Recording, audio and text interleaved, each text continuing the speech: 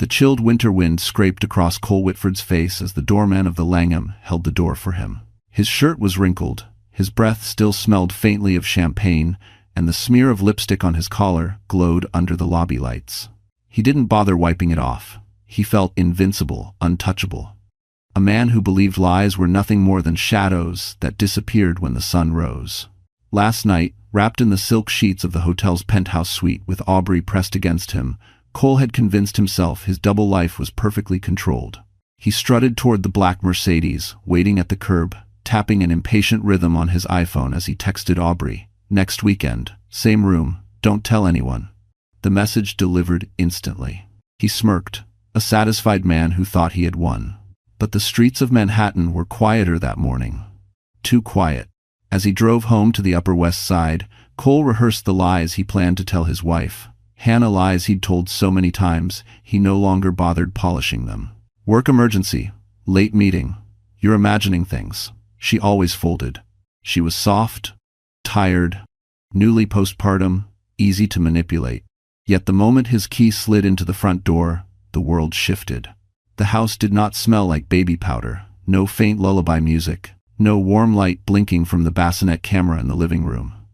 Instead, a hollow stillness greeted him, swallowing the sound of his footsteps. The living room was empty, not messy, not disturbed. Empty. The sofa was gone, the shelves stripped bare, no stroller, no diaper bag, no tiny socks on the floor. Even the framed wedding photo, her hands holding his, her eyes full of hope, had vanished from the wall. A thin layer of dust outlined where the frame once hung. Cole's pulse kicked. He stormed into the nursery. Only 4 screw holes remained where the crib used to be. The closet was cleared out. The smell of newborn skin that had once clung to the room gone. A knot tightened at the base of his spine. "Hannah?" he shouted, voice cracking. "Hannah, where are you? Answer me." Silence pressed back. Then he noticed the final blow. The safe under their bed stood wide open, completely emptied. Cole's breath hitched. Something inside him whispered a truth he refused to accept. His wife hadn't left. She had escaped. And someone had helped her. Hannah Whitford had been awake for most of the night, though she couldn't remember when she last slept more than an hour at a time. The tiny apartment bedroom, usually dim and warm, felt colder than usual. The thermostat flickered at 62 degrees. Cole had lowered it again before leaving yesterday, muttering something about saving money, though he never once hesitated spending hundreds on expensive cocktails with Aubrey. She wrapped her newborn daughter, Lily, tighter against her chest. The baby's breathing was shallow, a soft, uneven rhythm that made Hannah's heart clench every few seconds. Born 2 weeks early, Lily still struggled with temperature regulation. Doctors had warned her to monitor closely, to keep the baby warm, to watch for signs of distress. But warnings were nothing new in Hannah's life. They'd followed her since childhood. Growing up in foster care, she had survived with little more than grit and silence. Nobody ever came to save her. Nobody ever stayed. She learned early that people who promised forever often vanished by morning. So when Cole married her, when he said, "You'll never be alone again," Hannah believed him because she wanted to, because she had never been anyone's first choice until she thought she was his. But marriage to Cole slowly became a quiet battlefield. Every day a new cut, invisible but deep, a small comment about her weight during pregnancy, a sigh when she cried from postpartum pain, a cold, dismissive tone whenever she asked for help. He controlled the bank cards. He checked her phone. He decided where they lived. And whenever she questioned him about the unfamiliar perfume lingering on his shirts, he laughed like she was a child who didn't understand the world. This morning, Hannah shuffled toward the kitchen, legs trembling from exhaustion. She opened the refrigerator. Only half a carton of milk and a container of cold pasta remained. Cole had promised to buy groceries. He never did. Her stomach knotted, not from hunger, but from the heaviness of reality. He didn't care if she ate. He didn't care if she slept. He didn't care that their newborn daughter needed him. She warmed a small towel in the microwave and pressed it gently around Lily's feet. "It's okay, sweetheart," she whispered, kissing the baby's forehead. "Mommy's right here." Her phone buzzed. It was a message from Cole. Not a question about the baby. Not a check-in. Not even an apology for staying out all night. Just one sentence. "Don't call me today. I'm exhausted." Her breath caught. Exhausted? He didn't hear Lily's cries. He wasn't awake holding a baby who refused to settle unless pressed against her heartbeat. He wasn't bleeding, aching, or trembling from postpartum weakness. He wasn't alone. She was. A sharp pain flashed across her abdomen, remnants of the emergency stitches she'd received after delivery. She braced herself against the kitchen counter, closing her eyes until the wave passed. When she opened them, the room spun for a moment. She steadied herself and noticed something strange. The mailbox key sitting on the counter. Cole always kept it in his jacket, always. She stared at it, her pulse rising. Did he forget it last night? Or did he want her to find something? Her hands shook as she picked up the key. She didn't know that in the mailbox downstairs was the envelope that would change everything, an envelope containing the proof that Cole had been planning far more than an affair, and that she had less time than she thought. Hannah's fingers trembled as she held the mailbox key. It felt heavier than it should, as if it carried the weight of something she wasn't meant to see. Lily whimpered softly against her shoulder, her tiny fists curling into Hannah's sweater. She kissed her daughter's forehead, gathered the baby into the sling, and walked down the dim hallway toward the lobby of the apartment building. The elevator was broken again, a problem Cole had promised to deal with immediately. He never did. So she took the stairs, her legs aching, her breath thin, her stitches pulling with each step. By the time she reached the lobby, she had to lean against the mailroom door to steady herself. Inside, rows of metal mailboxes gleamed under the flickering fluorescent light. She slid the key in, turned it, and pulled the small door open. Bills. Advertisements. A baby formula coupon. And one envelope. A thick, cream-colored envelope with her name handwritten in black ink. Her heart lurched. No one sent her letters. No one even knew this address except Cole's business associates and the hospital. There was no return address, no stamp. Someone had slipped it inside manually. She tore it open carefully. Inside was a single sheet of paper folded into thirds. She unfolded it slowly. At the top, Whitford Family Trust. Amendment filing confirmation. Her breath stilled. Below it, effective immediately, beneficiary status transferred from Hannah Whitford to Aubrey Lancaster. Her stomach dropped.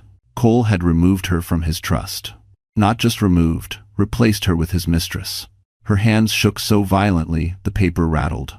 She sank onto the cold tile floor, Lily pressed to her chest. Tears blurred her vision, but she forced herself to read the rest. There were signatures, Cole's, Aubrey's, and one more line, pending secondary approval, custody transfer discussion upon financial review. Custody transfer.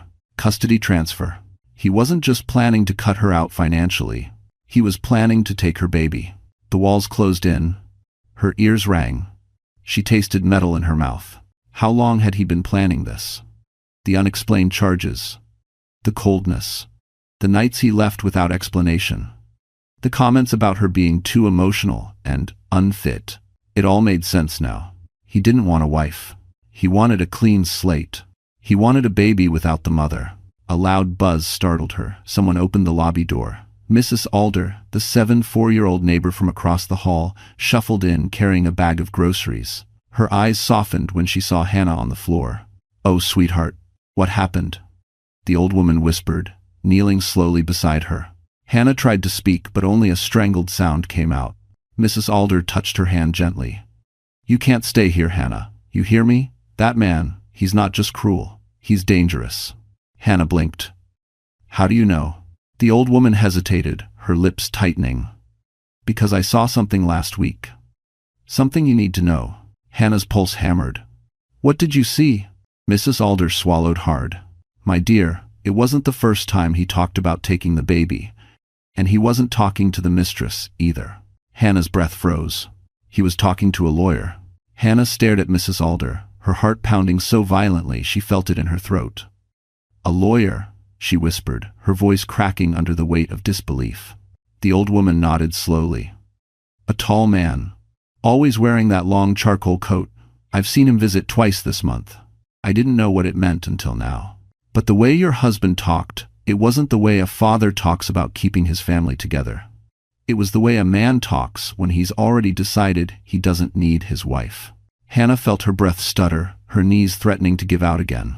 What did he say?" Mrs. Alder hesitated before answering. He told the lawyer he'd handle the financial dead weight soon, and that your postpartum condition would make things, his words, darling, easier to prove. The room tilted. For a second, Hannah feared she might faint. Postpartum condition. He meant her exhaustion, her anxiety, the fact she cried sometimes at 3 a.m. from the pain. Cole had twisted her vulnerability into ammunition. He said he'd make sure the house was legally his before spring, Mrs. Alder continued softly, and that the baby would adjust quickly.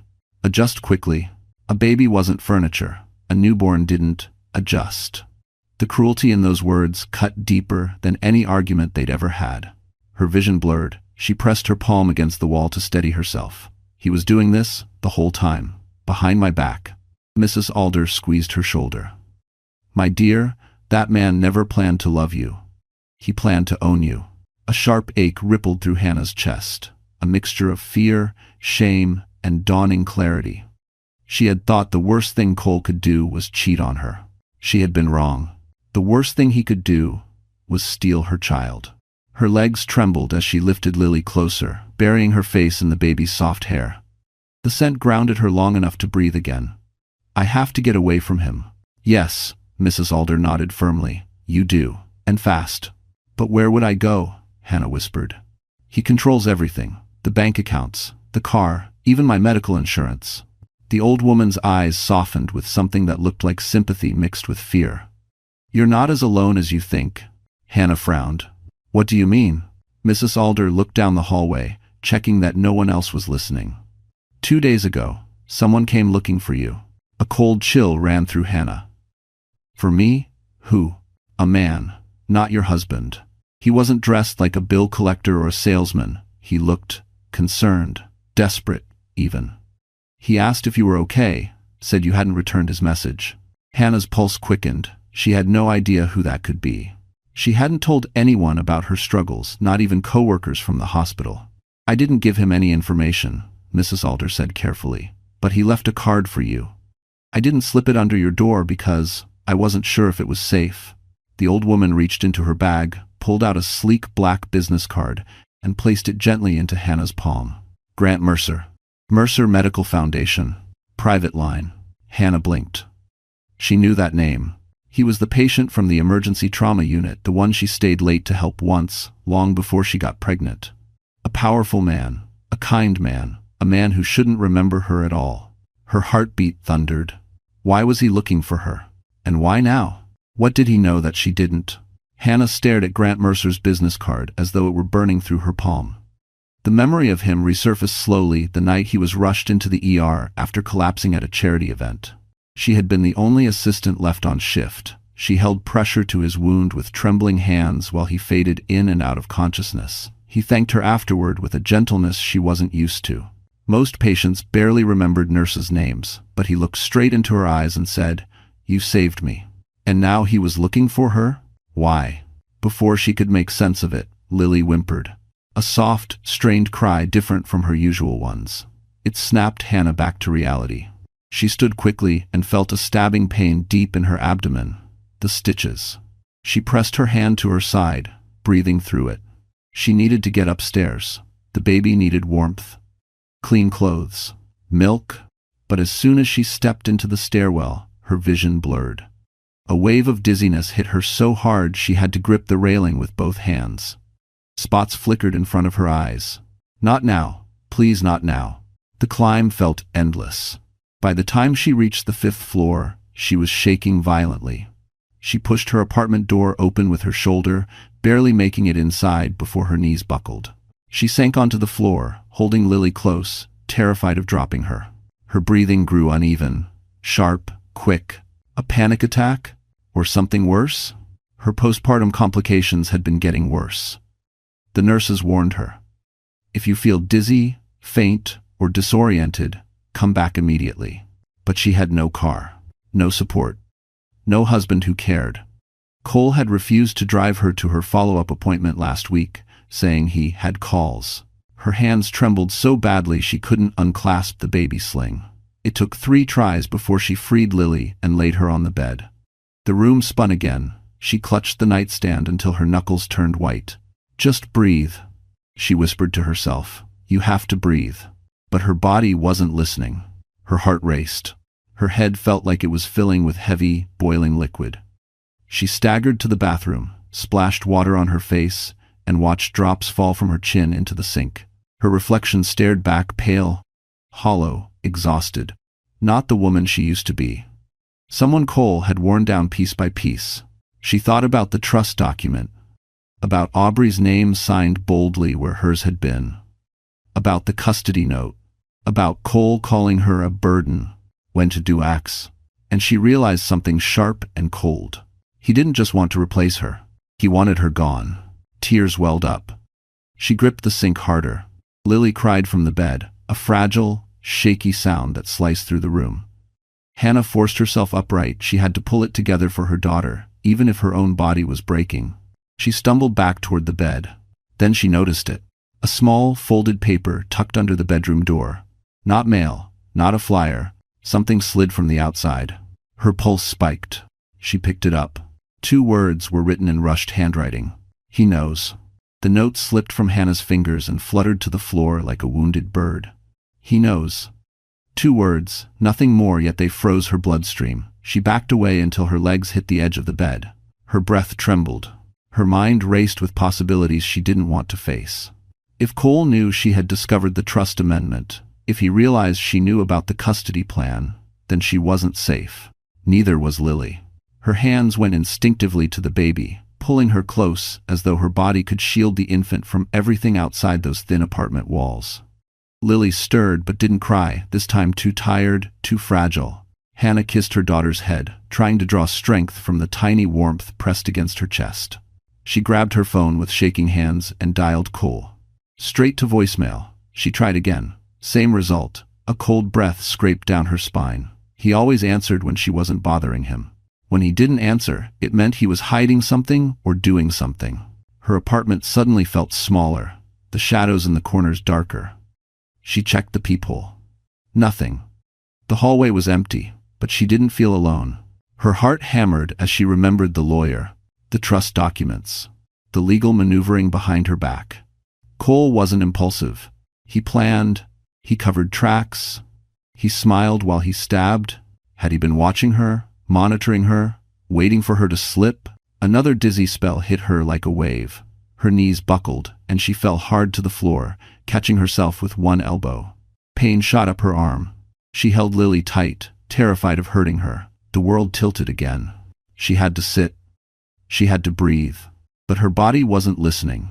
She crawled to the wall and leaned against it, closing her eyes as tears slid down her cheeks. She clutched Lily to her chest, whispering, "Mommy's okay. Mommy's okay." Though she didn't believe it. A soft knock shattered the silence. Not a pounding. Not an attempt to break in. Just one gentle knock. Her breath hitched. She didn't move, didn't answer. Another knock too this time, quieter. Then a voice, low, calm. "Hannah, it's me, Grant Mercer." Her eyes flew open. No. Impossible. How did he find her door? How did he know she lived here? She felt a jolt of fear, but mixed with something else. Relief. She stood slowly, legs trembling, cradling Lily protectively. She checked the peephole.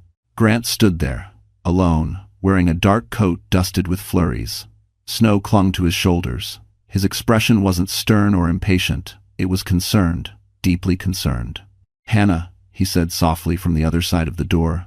"I know you're scared. I know something's happening. Let me help." She backed away from the door, panic rising again. "How did you find me?" she whispered under her breath. "Why are you here?" He seemed to sense her hesitation. "I'm not here to pressure you. I'm here because someone reached out to me, someone who said you were in danger." Her blood iced over. "Someone reached out? Who?" "Please," Grant continued, voice steady. "Open the door. You don't have to talk. You don't have to explain. Just let me make sure you and the baby are safe. If you and 20 wonder." Hannah's heartbeat roared in her ears. The note on the floor, Cole's silence, the lawyer, the trust, the dizziness. Someone contacting Grant. Everything swirled into one terrifying truth. Someone was moving pieces faster than she could understand.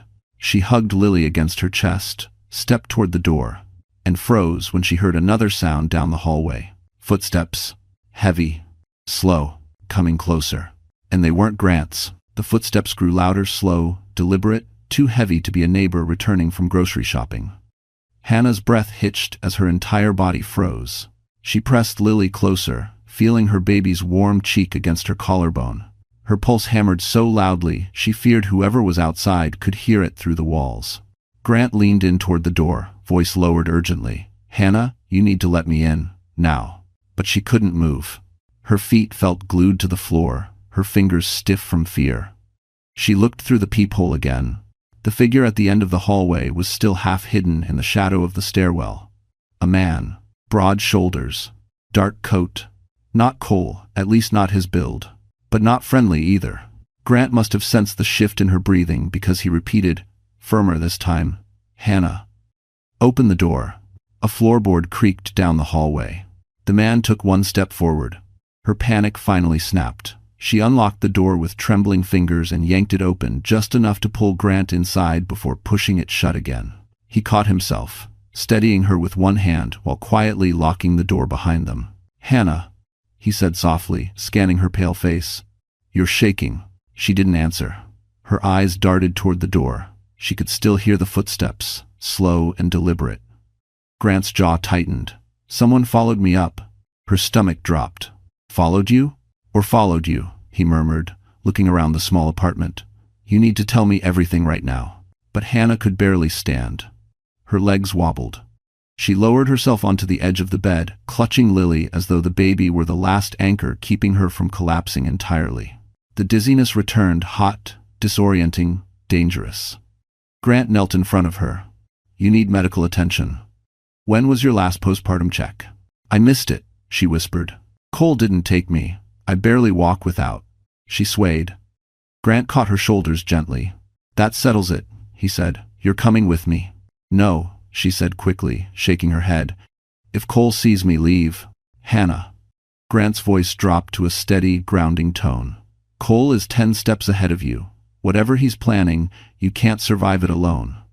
And you don't have to." She looked into his eyes for the first time, not just at him but into him. And she saw something unfamiliar. Not pity. Not obligation. Something protective. Something fierce. He stood and surveyed the room, his eyes stopping on the folded trust document on the nightstand. He picked it up, scanning the contents. His expression darkened instantly. "He removed you from the trust? And replaced you with his mistress?" His hand curled slightly, as though resisting the urge to crush the paper. Hannah's throat tightened. "He's planning to take Lily." Grant didn't blink. His voice dropped to a razor's edge. "Over my dead body." A sudden bang echoed through the hallway outside. Hannah's blood iced. Grant moved fast, switching off the lights and pulling the curtain shut. Darkness swallowed the room, except for the faint glow of the street lamp outside. He motioned for Hannah to stay silent, then crossed to the door without making a sound, positioning himself between her and danger. Another bang, closer this time. Someone was testing doors. "Hannah," Grant whispered without turning around, "you need to pack only what you need for one night. We're leaving within minutes." Her hands shook as she reached for Lily's blanket, her diaper bag, her medical papers. Bang. Someone tried her doorknob. Hannah's lungs stopped. Grant braced himself, muscles coiled. And then the person outside whispered her name. Grant froze the moment the whisper slipped through the crack beneath the door. "Hannah." It wasn't hostile. It wasn't loud. It was breathy, shaky, almost frightened. Hannah's nails dug into the strap of the diaper bag. Her heart thrashed against her ribs. She clutched Lily tighter, feeling the baby's soft breath against her neck. Her entire body trembled. Grant lifted a finger, signaling her to stay silent. She nodded, though fear pulsed through her like electricity. The voice came again, barely audible. "Hannah, please, it's Mrs. Alder." Grant and Hannah exchanged a quick glance. Relief washed over her, but only halfway. Why would the elderly neighbor be outside her door at this hour? And why was her voice trembling like she had run up the stairs? Grant hesitated, then leaned toward the peephole. He exhaled softly. "It's her." He opened the door just enough for the old woman to slip inside, then locked it again. Mrs. Alder clutched her chest, gasping for breath. Her gray coat was dusted with snow, and her knitted hat was slightly crooked, as if she'd put it on in a rush. Dear God, she whispered. I thought I wouldn't make it in time. Hannah stepped forward, shaking. What happened? Mrs. Alder pointed toward the hallway with a trembling finger. He's here. Every hair on Hannah's arms stood on end. Who? I don't know his name, the old woman whispered, but I've seen him before. He came with that lawyer. He wasn't supposed to be here tonight, but I heard him asking the landlord which unit was yours. Grant's jaw tightened. Why the hell would he be here in person? Mrs. Alder swallowed hard. Because Cole paid them. He paid them to make you sign something you wouldn't willingly sign. Hannah felt her stomach drop, as if the floor had given way beneath her. Sign what? She whispered. Custody, the old woman breathed. The papers are ready. No air entered Hannah's lungs. Everything inside her turned cold. Grant stepped between the women, his voice a low growl. Then we're leaving now. The old woman nodded urgently. I came to warn you. The back stairwell is open. They don't know there's a second exit. Hannah stared at the elderly neighbor, emotions swelling in her throat. Why are you helping me? Mrs. Alder's eyes softened. Because once, a long time ago, I was you. The weight of those words nearly broke Hannah. But there was no time to dwell, not with danger on the other side of the door. Grant was already moving. Hannah, take Lily. I'll carry the bag. We need to go quietly. Hannah adjusted the baby against her chest, her fingers trembling but determined. Grant's presence beside her felt like a wall of protection. She didn't know why he cared. She didn't know how he found her. But right now, he was the only person standing between her and the nightmare waiting in the hallway. She cracked the window open. Snowflakes drifted in like pale ghosts. The fire escape ladder led down into a narrow alley behind the building. The metal was cold, the steps slick with frost. Mrs. Alder whispered urgently. Once you're on the ground, turn left. There's a service tunnel that leads to the next street over. No cameras, they won't find you. Hannah nodded, heart racing. She tightened her coat around Lily, feeling the baby's warmth against her chest. Then, a thunderous bang rattled the door. A man's voice, sharp and commanding. Open up, we need to speak with Hannah Whitford now. The lights flickered. Grant whispered, go. Hannah stepped onto the fire escape.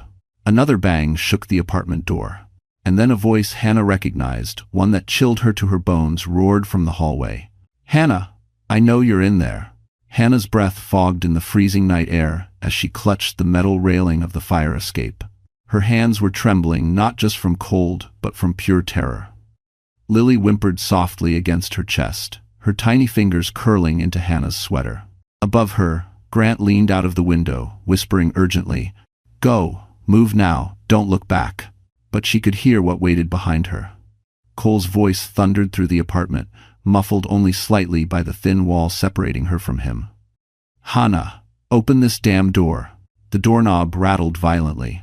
Grant grabbed the diaper bag and slung it over his shoulder. He climbed onto the fire escape behind her, his boots rattling the metal frame. Another bang shook the apartment door.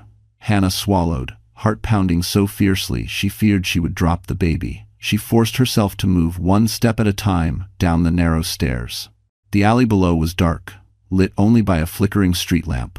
Halfway down, the fire escape groaned beneath them. Rust, old metal, not built to hold two adults and a baby. Hannah froze. Grant's voice dropped. Hannah, keep going. Carefully. But it's going to break. It won't. I won't let it. She trusted him without knowing why. She reached the second platform. Grant followed, his movements controlled and silent. When they reached the last ladder, he motioned for her to descend first. I'm right behind you. Her boots touched the ground just as. Bam. The apartment door upstairs burst open. Cole's roar sliced through the air. Where is she? Hannah flinched. Grant slid down the ladder, landing beside her without losing balance. This way, he whispered, gripping her elbow and guiding her toward the left. The alley was narrow, enclosed by tall brick buildings. The snow was falling harder now, each flake biting into her skin like tiny knives. She had no hat, no gloves, just her thin coat, but she held Lily tight. That kept her warm enough to move. Behind them, a window slammed open. Cole's silhouette leaned out, scanning the fire escape. There, he shouted. She's there. Hannah stumbled. Grant acted instantly, pulling her sharply into the shadows, behind a dumpster. Stay low, he whispered, his breath hot against her ear. Don't make a sound. Cole's boots clanged down the fire escape. Each step echoed like a countdown. Grant grabbed her hand. 3, 2, now.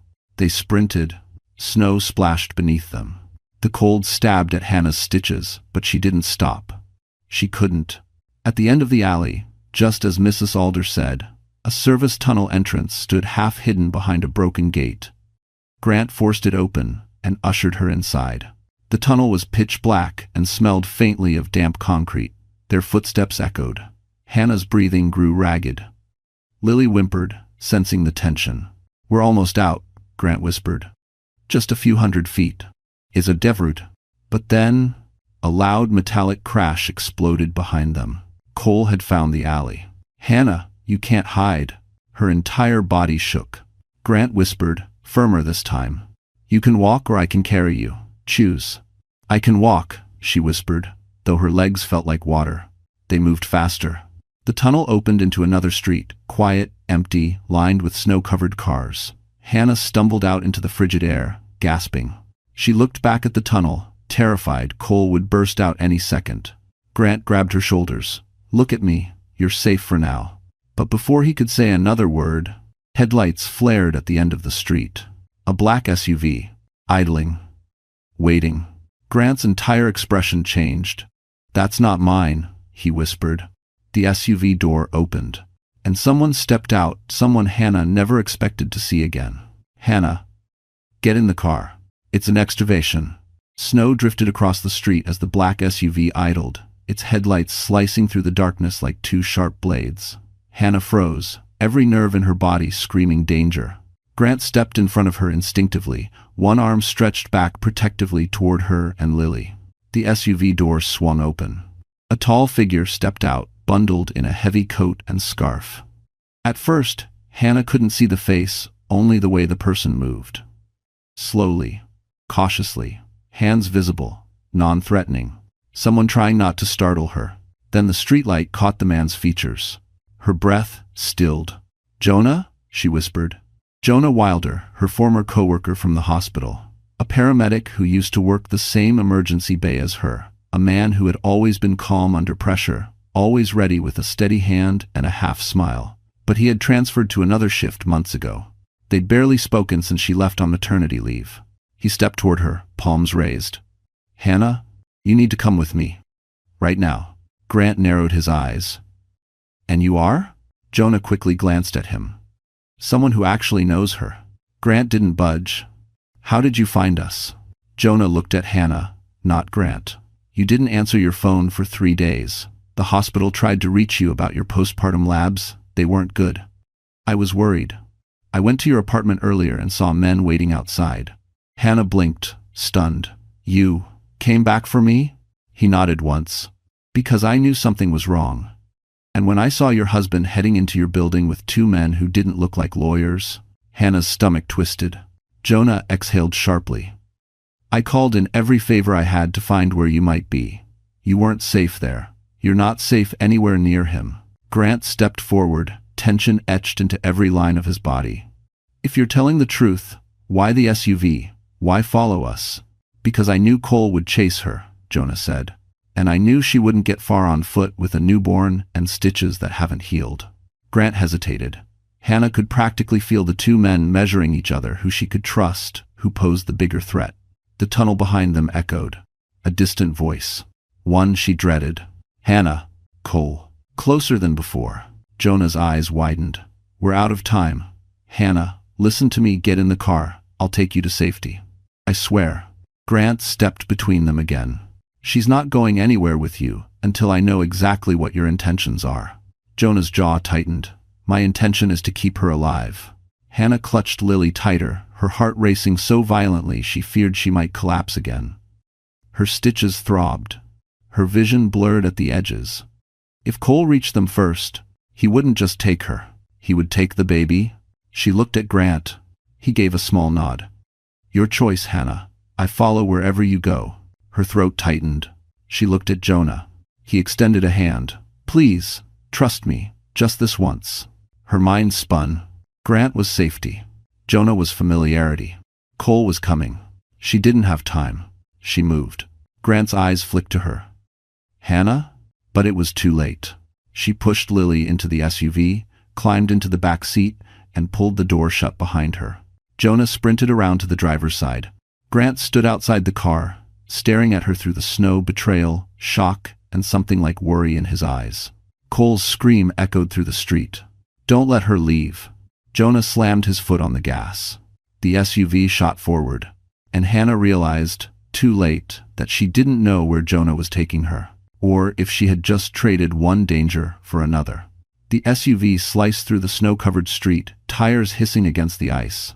Hannah held Lily tightly in her arms, her breath shallow, her chest burning with anxiety. The city lights streaked across the windows like blurred memories, each one reminding her how fast everything had collapsed in a single night. Jonah drove with both hands gripping the wheel, jaw tense, eyes darting to the rearview mirror every few seconds. He wasn't calm like she remembered him. He wasn't the steady, grounded paramedic who had joked with her during long hospital shifts.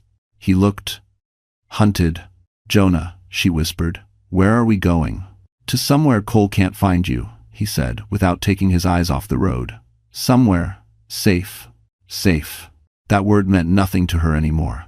She pressed her cheek to Lily's soft head, breathing in the powdery scent of her baby's skin, grounding herself.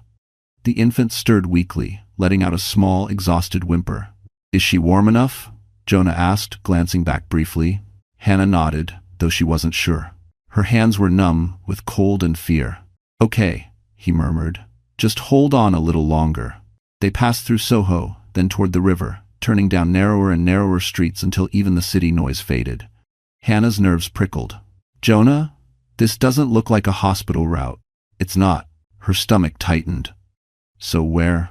I didn't know who to trust, Jonah cut in. When I realized you were missing, I tried calling your husband. He lied. He said you were asleep. Then he said you didn't want visitors. Then he said you were emotionally unstable. Jonah's grip tightened on the wheel. Something felt off. Way off. Hannah swallowed. And tonight, I saw his men outside your building. Not lawyers, not friendly. Men who aren't afraid to break doors first and ask questions later. He looked at her again. That's why I came. Hannah's throat tightened. She didn't know whether she wanted to cry or collapse. Thank you, she whispered. The SUV turned down a deserted industrial road near the water. Large warehouses loomed on either side. The wind howled between them, rattling loose metal panels and making the shadows dance. Hannah's heart hammered. Jonah, why are we here? He didn't answer right away. He pulled into an alley behind an old brick warehouse and killed the engine. The sudden silence was terrifying. He turned to face her. Hannah, I need to be honest. Her breath froze. I didn't come alone. Hezeksperi.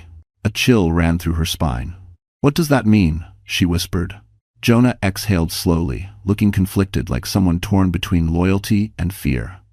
I reached out to someone who could help you, someone with resources, someone who knows more about Cole than either of us. Hannah stared at him, trembling. Who? Jonah opened his door slowly. Stay here.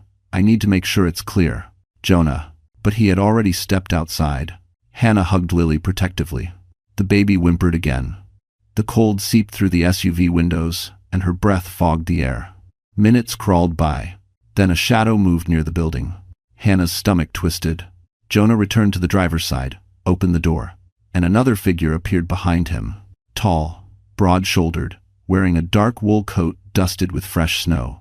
Hannah's heart stopped when he stepped into the light. It wasn't Cole. It wasn't a stranger. It was the last person she expected Jonah to bring. Grant Mercer. His eyes locked on hers, haunted and intense. Hannah, we need to talk. But before she could answer, a sharp crack echoed across the alley. A gunshot, and the warehouse door behind Grant swung open. The gunshot cracked through the alley like lightning, sharp enough to slice through every thought in Hannah's head. She instinctively curled her body around Lily, shielding the baby with her arms. Her breath came fast and shallow, fogging the cold air inside the SUV. Grant threw himself sideways, pushing Jonah down behind the open car door. Get down, he hissed. Jonah cursed under his breath and ducked, scanning the rooftop lines. I don't see him. Another clang echoed from somewhere above the warehouse. Metal shifting, a loose pipe, or a footstep. Grant slammed the SUV door shut, his jaw tight. Hannah, lock the doors.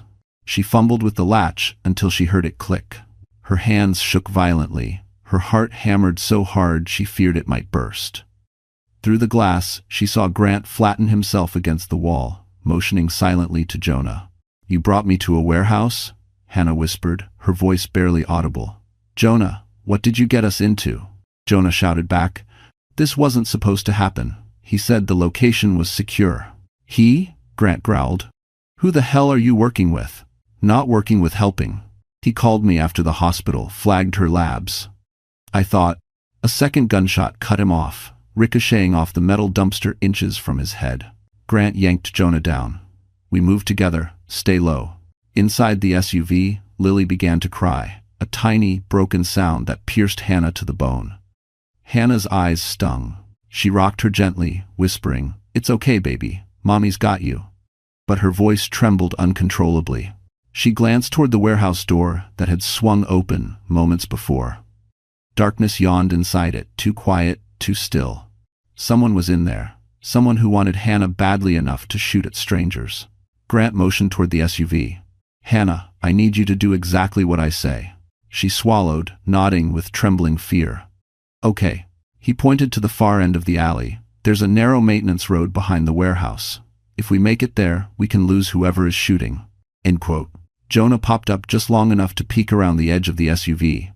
There on the roof, Grant spotted the figure too, a man in a dark coat crouched behind a rusted ventilation pipe.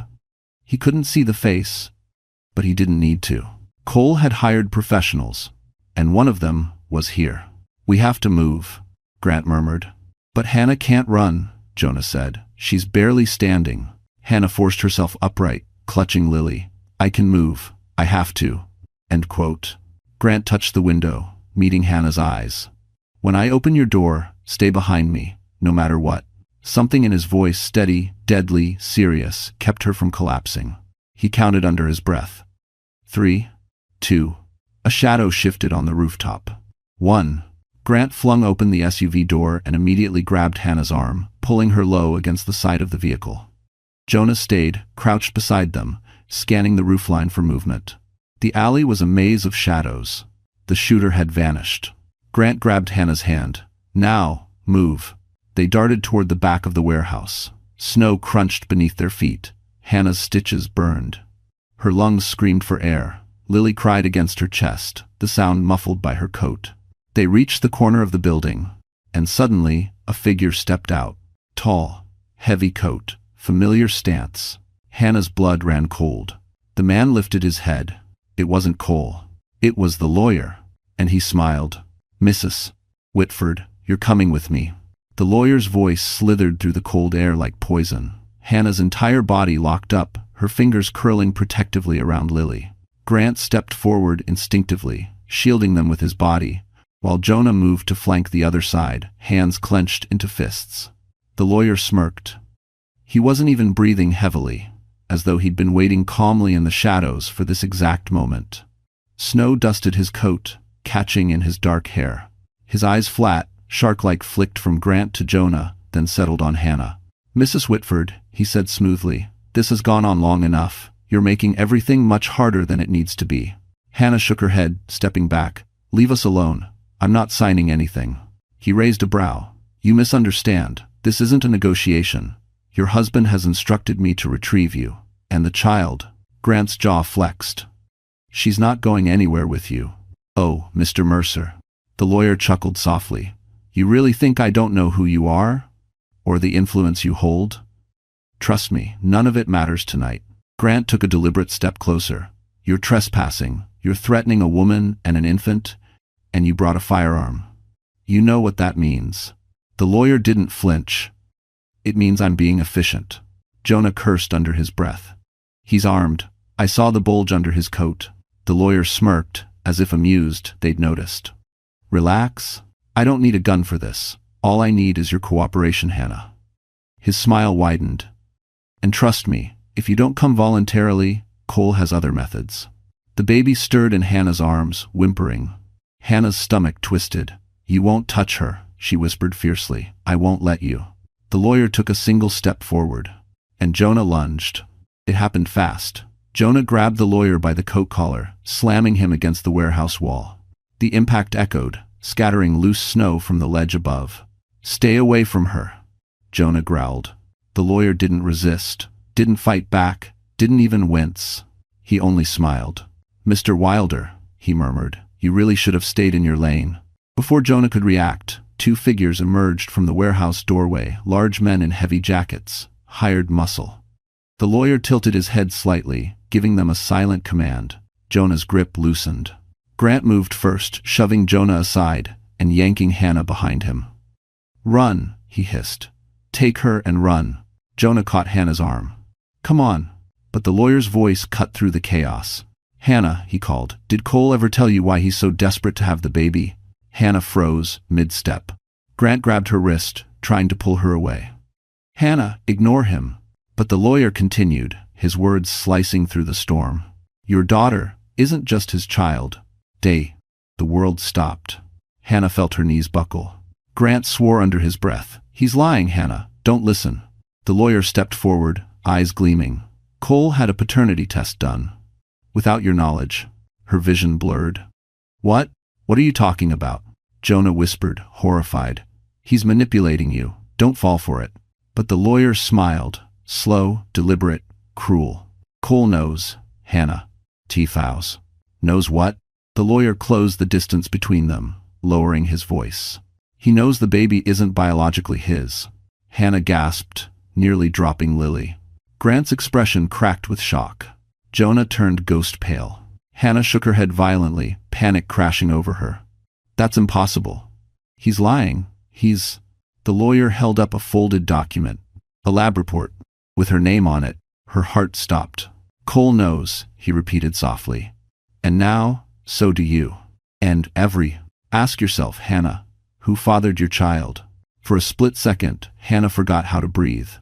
The cold night air pressed against her chest, sharp and heavy. Lily whimpered weakly, but Hannah barely heard it. Her mind was spiraling too fast, too violently. The baby isn't biologically his. Impossible. Impossible. She had never cheated, not once, not even in thought. She had built her entire world around Cole, blind to the cracks, blind to the cruelty, blind to everything except the hope that maybe, just maybe, he could love her back. Grant stepped between her and the lawyer, voice low and controlled. "You're lying. There's no paternity test." The lawyer's lips curled. "Really, Mr. Mercer? Should we show her the documents?" "They're right here." He lifted the folded paper, waving it lightly. Jonah stepped forward, shaking with anger. "That's fake. I've seen him pull this tactic on domestic cases. They falsify documents to scare the mother into surrendering custody." The lawyer gave a soft chuckle. "That might be true if Cole didn't have the resources for proper testing, but you'd be surprised how many strings wealthy men can pull."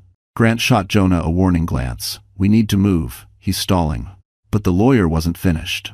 "Hannah," he said, voice syrupy and poisonous, "didn't your doctor mention inconsistent markers in Lily's newborn genetic screening?" Hannah's throat closed. That had happened.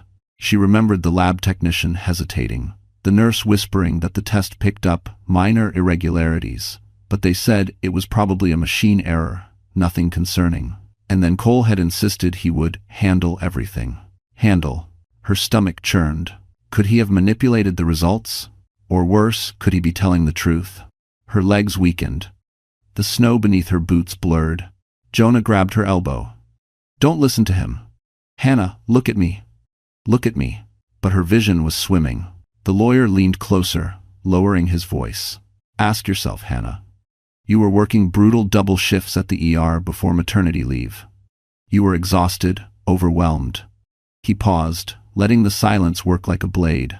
"Do you remember every night as clearly as you think you do?" Hannah stumbled back as if struck. Grant moved forward so fast, the lawyer flinched. "Back off, now." The two hired men behind the lawyer inched closer. "We don't want trouble," the lawyer said calmly. "We just want what Cole is legally entitled to." "Your version of legal is twisted," Grant growled. "You've been lying to her for months." The lawyer smirked. "If that were true, why would Cole want custody of a child that isn't his?" That question hit harder than the first. Hannah had no answer. Jonah hissed. Because Cole wants control. He doesn't care whose baby she is, he just wants leverage. Grant nodded slowly. Exactly. This isn't about biology, it's about power. But the seed of doubt had been planted deep, painful, poisonous. The lawyer saw it. He smiled wider. Hannah, he murmured, we can end all of this quietly. Come with us. Sign the custody transfer. Cole will take care of the child. You won't have to worry anymore. Her breath caught. I would never abandon her. The lawyer shrugged. Then don't think of it as abandonment. Think of it as survival. Snow fell harder now, blurring the edges of everything. Sound, breath, thought. Grant took Hannah's face gently in his hands, forcing her to meet his eyes. Don't. Listen. To him. Her pulse stuttered. Then, a voice echoed from the far end of the alley. Cold. Familiar. Cole. There she is. Hannah spun. He stepped into the light, eyes blazing with fury and triumph. Hannah, bring me the baby. Cole's shadow stretched across the snow like a dark stain as he approached, each step slow and deliberate. His coat whipped in the icy wind, his breath fogging the air in sharp bursts. There was no panic on his face, no urgency. Just cold certainty, because he believed he'd already won. Hannah, Cole said smoothly, hand me the baby. Her legs locked. Every instinct screamed to run, but her body refused to move. Lily squirmed in her arms, sensing the fear radiating from her mother. Grant positioned himself between Hannah and Cole, shoulders squared, Jonah mirroring him on the other side. The lawyer and the two henchmen closed in behind Cole like a wall. Hannah was trapped. Cole smirked. You can't outrun me. Not tonight. Not ever. His voice was calm. Too calm. That was what terrified her most. She knew this version of Cole, the one who didn't yell, didn't lose control. The one who planned. The one who destroyed with precision. You were never fit to raise a child, Cole continued. You can't even care for yourself. His gaze flicked to her trembling hands. Look at you. Weak. Pathetic. Grant took a step forward. Say another word to her like that, and I swear. Cole raised a finger. Mr. Mercer, let's not pretend you're a hero. You think I don't know why you're here? You think I don't know the role you've played in all of this? Grant stiffened, but kept silent. Hannah's mind flashed through the last chaotic hours. The ambush, the paternity lie, the shooter, the warehouse. None of it felt random. None of it felt accidental. Cole went on, his voice dripping venom. You think she came to you by coincidence? You think she didn't know exactly what she was doing when she flirted with a billionaire in the ER? Hannah's jaw dropped. Flirted? Are you insane? Cole laughed darkly. Oh, sweetheart, manipulation is the only thing you're good at. Jonah couldn't hold back. She saved his life, you sick bastard. Cole's eyes flashed. Stay out of this, paramedic. You've already overstepped. Jonah clenched his fists. She deserves better than you. I didn't. And what? Cole sneered. She deserves you, or him? He jerked his head toward Grant. You think I don't see what's happening? She's been shopping for a new provider since before the baby was born. Hannah's blood boiled. You're projecting. You're the one who cheated. You're the one who lied. You're the one trying to steal my daughter. Cole's face twisted, because she's not your daughter to keep. There it was again, the paternity claim. The poisonous lie. Hannah swallowed hard. You didn't even want a baby. I want what's mine, Cole growled. She isn't yours. Cole's eyes went cold. That's the point, Hannah. A beat of silence fell over the alley. Grant suddenly stiffened beside her. Jonah's breath caught. Cole stepped closer. You never questioned it, did you? He murmured. You never wondered why your timelines didn't add up, why the genetics flagged abnormalities, why the test was ordered. Hannah shook her head violently. You're lying. You're trying to break me. Cole smiled. A slow, chilling curve of his lips. Hannah, I know who the father is. Her heart stopped. No, no, no, Jonah whispered. Don't listen, he's manipulating you. But Cole's eyes burned into hers. Look at him, he said softly. Look at the man standing beside you. Look at Grant Mercer. Hannah's breath hitched. What are you talking about? Cole took one more step forward, voice slicing through the cold. Ask him why he's been watching you since the hospital. For a moment, the world went silent, so silent that Hannah could hear the faint crackle of snow settling on the metal dumpsters. Grant didn't move. Not an inch. His jaw clenched, his breath visible in short, controlled bursts. Jonah shifted uneasily beside her, glancing between Grant and Cole like he was watching a fuse burn toward an explosion. Hannah felt the cold bite through her coat, her arms tightening instinctively around Lily. "Grant," she whispered, her voice trembling. "What is he talking about?" Grant didn't answer right away. Cole's smile widened, triumphant and cruel. "Oh, he didn't tell you? That's interesting. Because he's been keeping tabs on you for a long time. Since before you got pregnant? Since before you even realized you needed help." Hannah took a shaky step backward. "Grant, please tell me he's lying." Grant's eyes flicked to hers, full of conflict, pain, something haunted. "Hannah, it's not what he's making it sound like." "Oh, isn't it?" Cole taunted. He folded his arms, savoring every second. "You think a billionaire just checks in on some nurse he met once in the ER? You think he just randomly shows up tonight, at the exact place you're hiding?" Jonah hissed under his breath. "He's twisting everything."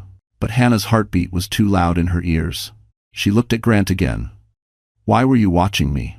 Grant stepped forward, voice low, steady. "I wasn't watching you. I was trying to protect you." Cole burst out laughing. "Protect her? From what, her own husband? Please. If that were true, you would have stepped in months ago. But no, that's not why you kept tabs on her." Grant's jaw tightened. "Enough, Cole." "Then tell her," Cole snapped. "Tell her why the genetic markers didn't match. Tell her why your foundation ran her newborn blood panel. Tell her why you were the one who ordered the second test." Hannah's vision blurred. "You, what?" Grant lifted both hands slightly, as though approaching a frightened animal. "Hannah, listen to me. The hospital flagged Lily's results. They sent them to independent labs because of inconsistencies. My foundation handles neonatal screenings. We fund them. I saw your name. I recognized it. That's all." "That's all?" Cole barked. "You expect her to believe that?" Grant looked directly at her. "I never touched the results. I never altered anything. I just wanted to make sure you were okay." Hannah felt dizzy. "Why? Why me?" Grant's eyes softened with something neither Jonah nor Cole had ever shown her in their lives. "Because the night you saved my life," he said quietly, "you didn't know who I was. You didn't care. You stayed with me when every other staff member had gone home. I never forgot that." I reached out months later, but Cole intercepted the message. Cole smirked. "Of course I did." "So I waited," Grant continued. "I waited until I knew you needed help. When Jonah called tonight, I came because—" His voice faltered. "Because I couldn't let anything happen to you. Or the baby." Cole stepped forward, eyes burning. "Then tell her the part you're skipping." Grant's expression darkened. "Don't." But Cole didn't hesitate. "Tell her the real reason," Cole snarled. "Tell her why the paternity test came back with anomalies." Hannah's throat tightened. "Tell me what?" Cole's gaze turned sharp, vicious. "Because, Hannah," he said, "the father isn't me, and it isn't Grant." Hannah's knees buckled. Jonah's face went pale. Grant whispered, "Cole, stop, don't do this." Cole leaned in close, eyes glinting with hatred. "You want the truth?" he hissed. "You were drugged the night Lily was conceived." The world spun. Hannah staggered backward, choking on her own breath. Jonah grabbed her arm. "Hannah, stay with me." But Cole wasn't done. "And the man who drugged you," he whispered, voice dripping venom, "is standing right here." Hannah didn't hear the wind, didn't feel the snow, didn't sense Lily's soft breath against her collarbone. All she heard, echoing, monstrous, impossible, were Cole's words. "You were drugged the night Lily was conceived, and the man who drugged you is standing right here." Jonah's hand slipped from her arm. Grant's face drained of color. The lawyer smirked like a man watching a house burn from the outside. Hannah looked at Jonah, then at Grant, then at Cole. Her voice cracked. "Which one of you is he talking about?" Cole didn't answer. He simply watched the chaos unravel, feeding on it like oxygen. Jonah stepped forward, palms raised. "Hannah, I swear on my life I would never hurt you. Never." Grant moved beside him, voice low and steady. "Neither would I." But Cole only laughed, the sound hollow and venomous. "Of course you'd both deny it. That's what men do when they're caught. Hannah's legs wobbled, her vision swam. Cole, stop playing games. Tell me who did it. He tilted his head, savoring the power he held. Why should I? You didn't believe me when I told you the baby wasn't mine. Because you're a liar, she screamed. Am I? Cole snapped back. Or are you scared the truth will break you even more than the lies did? Snow fell harder now, swirling like chaos around them. Grant's eyes flickered with something she had never seen in him before: fear. Jonah ran a shaking hand through his hair, muttering curses under his breath. Hannah's voice trembled. Cole, if you don't tell me— Oh, I'll tell you, he said, stepping closer, his breath fogging in the cold. But first, ask yourself this. Why did Jonah suddenly switch shifts around the time you got pregnant?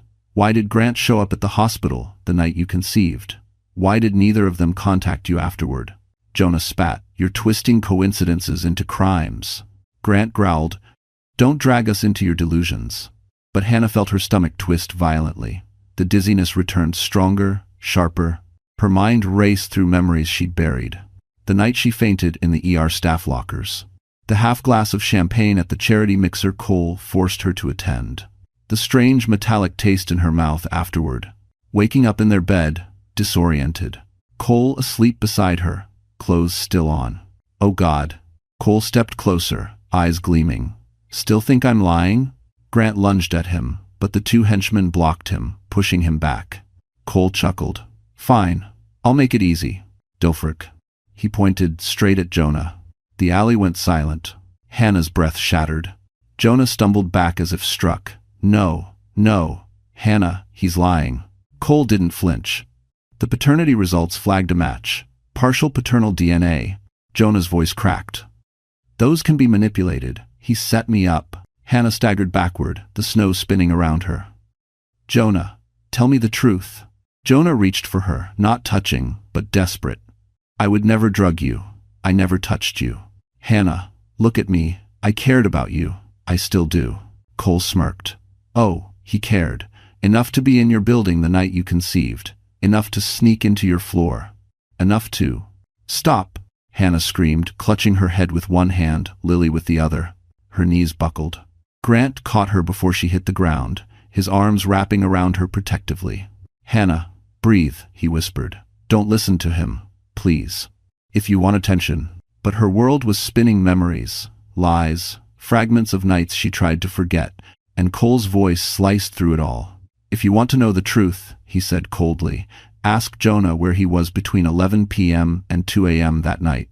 Jonah froze. Hannah looked up, eyes filling with horror. Jonah, she whispered, where were you? Jonah opened his mouth.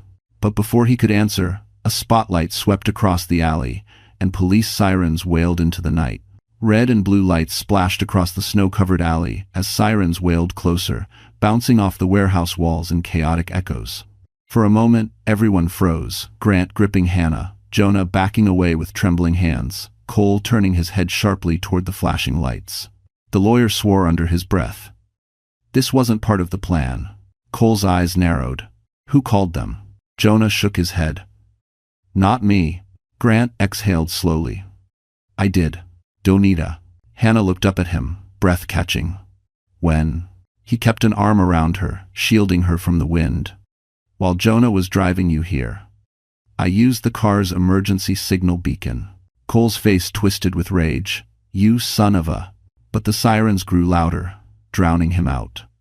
The two henchmen shifted nervously, glancing at the mouth of the alley where the headlights approached. Cole, the lawyer hissed, we need to leave. Now. Cole didn't move. His stare was pinned on Hannah, dark, furious, deranged. No, not without the baby. Hannah pressed Lily closer, fear clawing up her throat. Grant stepped forward, blocking Cole's path completely. You're not taking her. Cole's lips curled into something between a smile and a snarl. You think cops will help her? She's unstable. Her medical records prove it. Hannah's blood ran cold. Grant's voice dropped dangerously. Those records were altered. I know. The lawyer stiffened. Jonah's head snapped toward Grant. What do you mean you know? Grant didn't take his eyes off Cole. Your husband paid someone inside the hospital to change Hannah's chart, to make her look unfit. It's why she was denied postpartum follow-up, why her lab results didn't go through. It was all him. Cole didn't deny it. He only smiled. And that smile told Hannah everything. He really had planned to ruin her. To take her child? To erase her entirely. Her knees weakened. She might have collapsed if Grant wasn't holding her. "Why?" she whispered, voice cracking. "Why would you do this to me?" Cole turned fully toward her, face illuminated by the swirling police lights. "Because I can." The cruelty in those words hollowed Hannah out. Before anyone could respond, 2 police cruisers screeched to a halt at the alley entrance. Officers stepped out, hands on their flashlights and holsters. "Hands where we can see them," an officer shouted. The henchmen lifted their hands immediately. The lawyer hesitated, then did the same. Cole slowly raised his arms, though his eyes were still locked on Hannah, burning with hate. 2 officers approached cautiously. Grant lowered his hands too, signaling compliance. Jonah followed. 1 officer scanned the group. "We received reports of shots fired." Grant pointed toward the warehouse roof. "Shooter, we don't know his identity." The officers exchanged glances and radioed the information. Another officer approached Hannah. "Ma'am, are you hurt?" She opened her mouth, but no sound came out. Grant answered for her. "She's postpartum, injured, and being threatened." Cole barked. "She's mentally unstable. She kidnapped my daughter." Hannah felt the world tilt. Grant snapped. "She didn't kidnap anyone. She left because you were endangering her and the child." The officers looked between them, trying to piece the scene together. That's when the lawyer made his move. He stepped forward, shouting loudly, "Officers, this woman is in possession of a child that does not belong to her biologically." Every officer turned. Hannah's heart dropped like a stone. Grant cursed. Jonah whispered, "Don't say another word." Cole raised his voice over them all. "That baby," he said, pointing directly at Lily, "belongs to someone else." Silence. Then, an officer asked the question that sucked the air out of Hannah's lungs. "Ma'am, do you have proof the child is yours?" Her breath shattered. Her arms tightened around Lily. Her vision blurred. Cole smirked. And Hannah understood, with sickening clarity. If she didn't speak now, she could lose her baby forever. The officer's question sliced straight through Hannah. "Ma'am, do you have proof the child is yours?" Her breath caught, her vision pulsed. Lily whimpered softly against her chest, unaware that her entire future hung on one impossible question. Proof. In the middle of a freezing alley, while bleeding from her stitches, while her husband lied, while a lawyer fabricated documents. How could she possibly produce proof? Cole saw her hesitation and stepped forward, voice suddenly calm, almost gentle. "It's okay, officers. She's been struggling emotionally since giving birth. I've tried to get her help, but she keeps running." He placed a hand over his heart. "I'm just trying to bring my baby home." Jonah snapped. "He's lying. She's the mother." But the officers held up a hand, signaling him to stay silent. Grant stepped forward slowly, addressing the police with measured control. "Her medical records, birth certificate, and ID were in the diaper bag. I have it here." Hannah's heart lurched. She had completely forgotten. She had packed the papers before climbing onto the fire escape. Grant knelt beside the bag, unzipped it. Empty. The folder was gone. Hannah's stomach dropped so violently she nearly fell. No, it was in there, I swear." "Looking for this?" the lawyer asked. He held up the manila folder, waving it lightly. Hannah's blood ran cold. He must have taken it when they were ambushed. When Grant pulled her away, when the gunshot rang out, the lawyer stepped forward calmly. "Officers, these documents appear incomplete. No signatures, no seal. As Cole's legal representative, I recommend you place the child under temporary protective custody until we verify maternity." Hannah's scream ripped from her throat before she realized she was making any sound. "No. You can't take her." Lily began to cry small, broken, terrified sounds. Hannah clutched her tighter, as if sheer strength could anchor her daughter in her arms. Grant stepped in front of Hannah, fury blazing across his face. "If you lay a hand on her or that baby, you'll be answering to more than the department. I'll take this to federal court." The officers hesitated. Grant Mercer's name carried weight. Real weight. Jonah added, voice shaking but loud. "Cole's lying. The hospital flagged fraudulent changes in her medical records he tampered with. Check with New York Presbyterian. Call them." Cole scoffed. "Oh, please. He'll say anything to cover how obsessed he is with her. Is it? Jonah lunged toward him, but an officer stepped between them. Then, a new voice cut through everything. Officers, the mother is telling the truth. Everyone turned. Mrs. Alder's snow-soaked coat, trembling hands, but eyes sharp as glass stood at the mouth of the alley. She must have followed them. She must have run all this way. Hannah gasped. Mrs. Alder? The elderly woman stepped forward, pointing directly at Cole. I saw him. I saw everything. He threatened her. He fabricated paperwork. He tried to force custody. I heard him plotting to get rid of her. He said she was in the way. Cole's face drained of color. The lawyer stepped forward. Ma'am, with all due respect. Oh, shut your mouth, she snapped. I recorded him. Silence detonated across the alley. Recorded. Recorded. Recorded. She lifted her phone, old, cracked, but glowing with a video screen. I've been his neighbor for 3 years, and I've heard enough to know this young mother and her baby are in danger. The officer nearest Cole stiffened. Sir, I'm going to need you to step back. Cole's voice cracked. That recording is illegal. It's admissible in domestic abuse cases, Mrs. Alder said coldly. And you know it. Hannah burst into tears. Grant steadied her. Jonah let out a breath like he hadn't breathed in minutes. The officers exchanged looks and reached for Cole. You're detaining me? He shouted, panic flaring. The officer replied sternly, Sir, turn around and place your hands behind your back. Cole roared. You can't do this. But they did. Click. Handcuffs. Hannah exhaled a breath she'd been holding for months. But as the officers led Cole away, the lawyer smirked quietly and whispered, This isn't over. The world did not end in an alley, or in a warehouse, or under the shadow of the man who tried to erase her. It ended and began again in a courtroom, 3 weeks later. Snow lined the windows of the Manhattan family court, melting into clear streaks beneath the radiators. Hannah sat at the plaintiff's table, Lily asleep in her arms, tiny fingers curled around her sweater like she was holding on to her entire universe. Across the aisle, Cole sat in handcuffs, flanked by 2 officers. His eyes were full of venom, but the arrogance was gone. The entitlement gone. The certainty gone. He looked smaller than she had ever seen him. The judge reread the charges. Tampering with medical records. Fraudulent custody attempt. Conspiracy to abduct a minor. Domestic coercion. Attempted assault. Each word felt like a stone lifted off Hannah's chest. The courtroom listened to Mrs. Alder's recordings, Cole mocking Hannah's mental state, Cole bragging about changing her charts, Cole laughing about taking the baby once the paperwork was final. His voice so confident, so cruel, echoed through the room like a ghost finally being dragged into the light. The lawyer tried to object, to undermine, to twist, but the judge shut him down with a glare sharp enough to cut glass.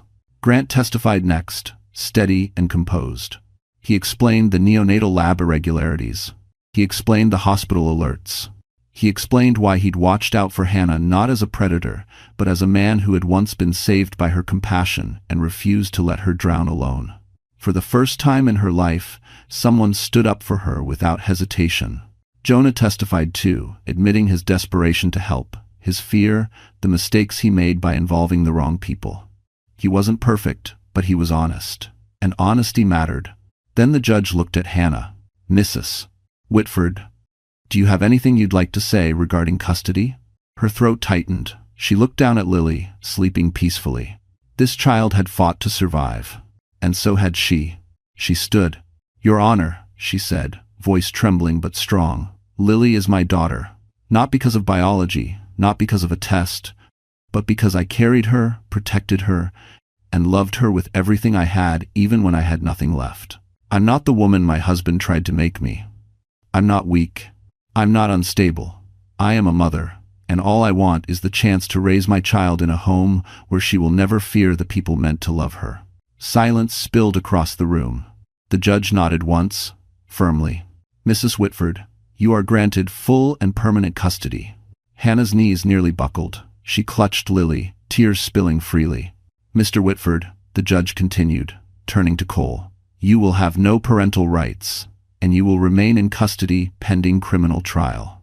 Thanks for watching. Cole exploded. You can't do this. She ruined me. No, the judge said sharply. You ruined yourself. The gavel struck. It was over.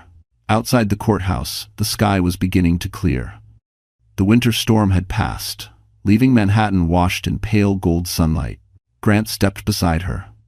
"Hannah, what happens now is entirely up to you." She looked at him, at Jonah behind him, at the city stretching out before her. A future she never thought she'd have was suddenly open. She tightened her hold on Lily, breathed deep, and whispered, "We live, we heal, and we start again." Grant's smile was soft, warm. "If you'll let me, I'd like to be part of that." Hannah didn't answer right away, but when she finally did, her voice was steady. "You already are." And as the sun rose over the courthouse steps, mother and daughter stepped forward into a life no longer stolen but earned. For the first time, everything truly belonged to her. So, the story has finally come to an end. And if you are still here with us right now, watching or listening until this moment, then something in Hannah's journey must have touched your heart in its own quiet way. Maybe it reminded you of a time you felt small, unheard, or pushed into a corner. Maybe it reminded you of how powerful it is just to keep going. You know, the Stoics used to say, you have power over your mind, not outside events. And that's exactly what Hannah discovered. She couldn't control betrayal, lies, or the cruelty of the people who tried to break her. But she could control how she rose from it. She could choose to heal. She could choose to fight for her truth. And finally, she could choose a life that honored her worth. Life won't always be fair, but as Marcus Aurelius wrote, what stands in the way becomes the way. Every painful moment becomes a doorway to strength, clarity, and freedom. If this story made you feel something, hope, courage, or even just the reminder that you matter, please like, share, and subscribe. It helps our little community grow, and it tells us you want more stories that heal, empower, and stay with you long after they end.